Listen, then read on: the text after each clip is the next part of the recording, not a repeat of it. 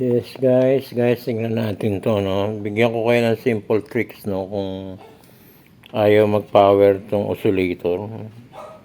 Isa lang ang nagle-LED dito, indicator, pero itong isa ayaw. So, model ano to ng Samsung UA49J5250AR. So, itong model nito, hindi niya pwedeng tanggalin to. Laging dapat nakakabit. Hindi kayo makakapag-measure ng B-off tsaka B-on. Kailangan nakakabit, or kung makakachamba kayo by tape method, nakalagay itong dalawa nito. Hindi siya umuubra sa yung magtatanggal kayo nito tapos lalabas yung trouble. Hindi. Ibang klase ito, feedback type to eh. Kailangan may return siya, kaya laging dapat nakakabit. So ito ang trick nyo, no. Lalagyan nyo ng jumper dito.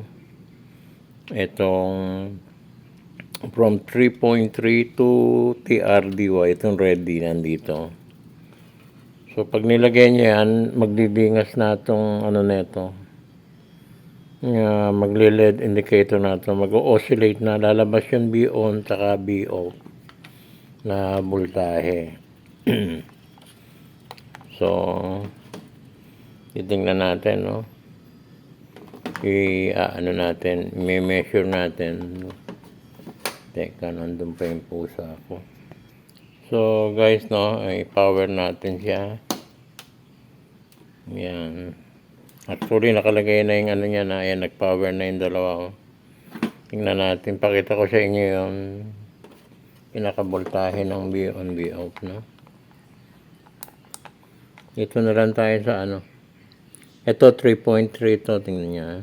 Tingnan natin. Yan, 3.2. And then dito sa nagloko na yung ano ko. B-on niya 26. Nagloko na yung ilaw ko. Ito yung B-off niya. Medyo kita ko pa naman. Yung B-off niya 11.4. So yan ay force to on, no? Pag ginamper mo to, yan. So ipo-focus natin kung saan natin ginamper, no. And then ang pinaka-trouble nito either panel na or kung makukuha ko pa sa cutting method, no. Hinihintay ko lang yung precision knife ko. Okay guys, no. I-focus ko lang yung ano, tatanggalin ko na ito para ma-focus ko. Yan. Tingnan natin, ha.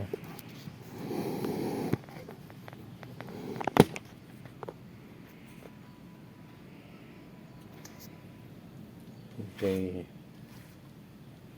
So guys, yan ko kinabit yung 3.3, no. Kahit sa inyo ilagay yung 3.3, minsan dito, no, may 3.3 din dito. Magalaw yung ano ko.